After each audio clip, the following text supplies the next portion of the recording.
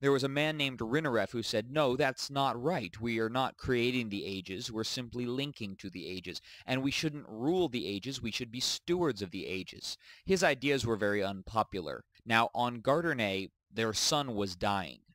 Their sun was going to go nova, and their scientists knew this, so preparations were being made for an evacuation.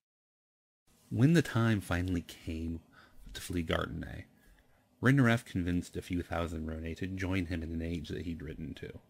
There he'd prepared a cavern for them to live in. It was meant to be a humble place, a simple place where this new people could focus on the worship of Yavo, the Maker. He called this place Denis, which means new start. However, I think we're more familiar with it under a different name, Earth. So, while humanity was still in its infancy, we began to share our world. But just who were these interdimensional settlers? Physically, the Denis looked just like us. They appeared to be human. They lived longer. The Denis lifespan could stretch out for hundreds of years. And their eyes were weaker since they lived in the caverns and they lived in caves under New Mexico. They had weaker eyes. When they were out in the bright sunlight, Denis often had to wear goggles. Sociologically, however, they were somewhat different. They still had what we would consider to be human nature. In other words, they suffered from the same virtues and vices that we have. But sociologically, they lived in a very rigid culture, a very traditional culture. The Denis are really sort of a schizophrenic people when you think about it. On the one hand, they've got as many resources as they can possibly imagine out there somewhere in the ages, because the culture had no sense of scarcity whatsoever. If they need it, then there's an age that has it. They just go there, and now they have it. And then, on the other hand, they're inside this small cavern that's supposed to keep them humble and lacking pride. So you've got no lack of resources, but a deliberately restricted worldview.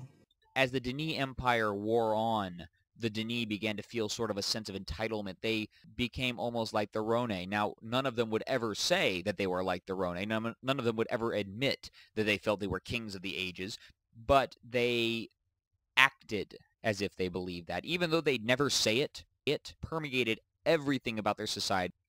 Everything was focused on the ages. Every part of Denis society was built on the back of linking technology. They even used it as a form of mass transit. To get to a neighborhood, you wouldn't take a train or take a boat. You wouldn't even walk there. Rather, you'd go to a public linking book, which would link you to an entirely other universe called Nexus. There was a storehouse of hundreds of linking books. You would choose the one for your neighborhood, use it, and link back to your front door. The Denis and their ages were inseparable, and this is the foundation on which the rest of our journey is built. Think of all the changes that have happened in our society in just the last few hundred years, in just the last 100. Think of all the changes in society that happened in the 20th century. And think about multiplying that 100 years by another 100.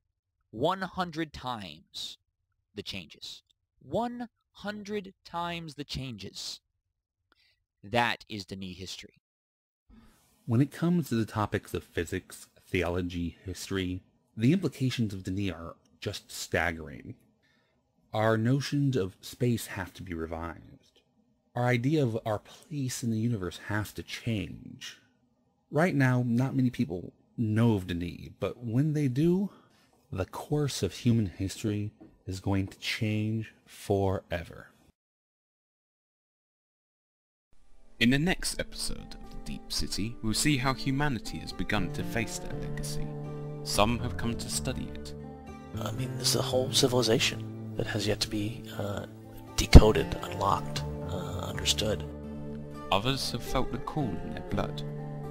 We are the new Denis people. The restoration of Denis has begun.